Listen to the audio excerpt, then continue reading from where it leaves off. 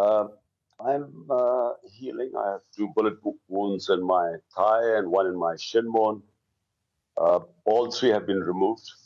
And now my bones cracked, so it needs 4 to 6 weeks rest.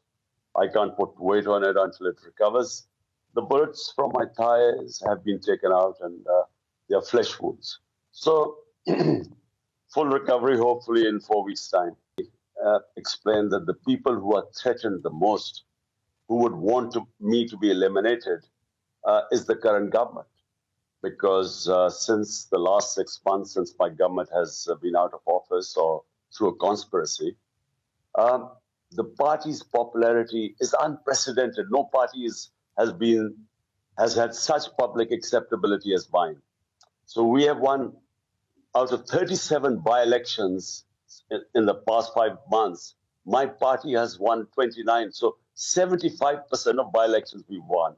And in all opinion polls, we are sort of by far ahead. So they are threatened. They know elections, they cannot compete.